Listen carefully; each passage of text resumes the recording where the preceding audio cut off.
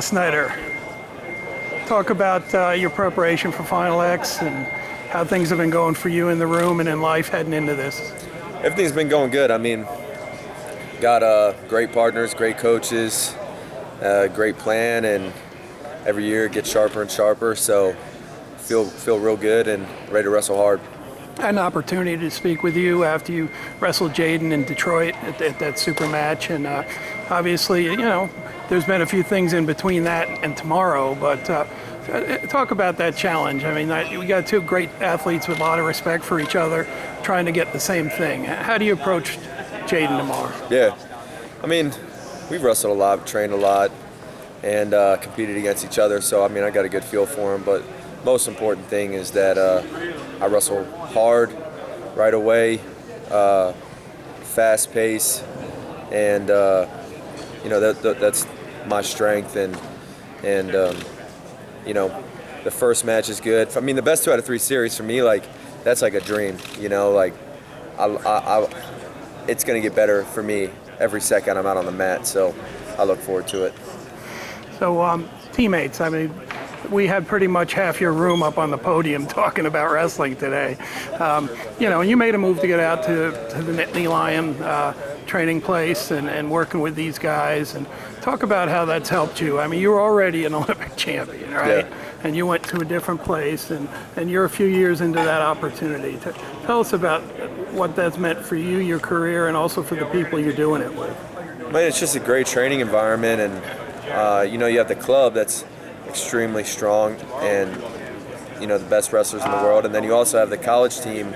I mean, those guys are tough, especially around my weight. Greg is a monster, Max Dean, Brooks is here, Carter's a monster, so just got a lot of people that you can train with, different feels, and people that are hungry, want to be the best in the world, so it's good to be around those people. And then the coaching staff is great, and for me, I work a lot with Varner, which is unique, having competed against him, and now I feel like he's wrestled at the same weight class as me. He's just a great coach, and I'm really thankful that I have him to train with, to listen to, and to walk out on the mat with. I feel good walking out there with, you know, like Varner in my corner. Like, he's a monster, so it feels good.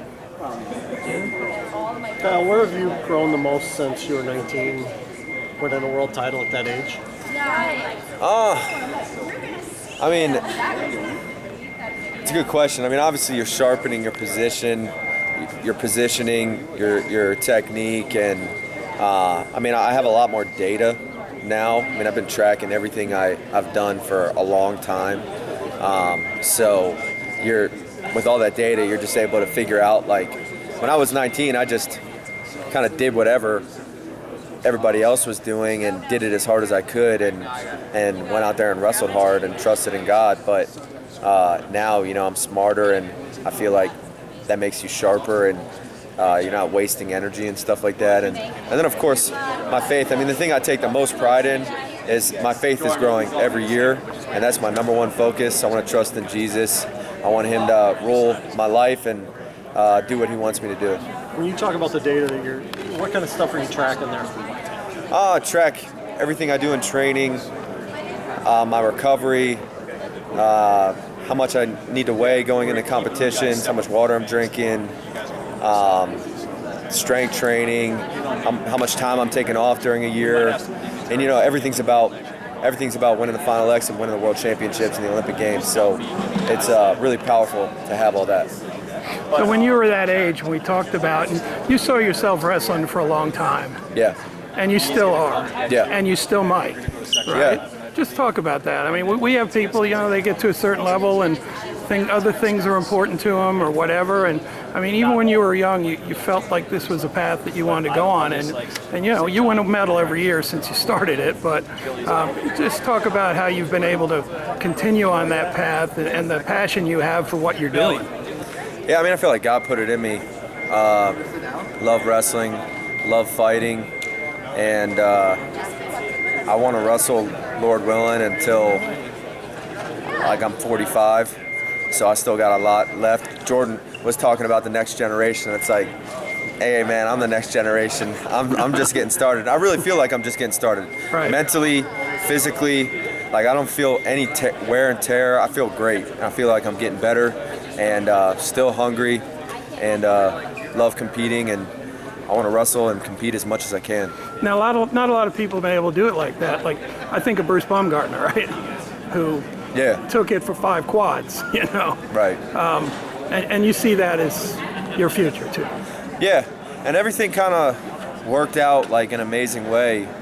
And that's, I mean, I just am so thankful the way that God set it up so that I could have the ability to keep training and stay healthy and the desire to continue to do it. I mean, to me, like everybody thinks wrestling's a hard sport. To me, wrestling's an easy sport.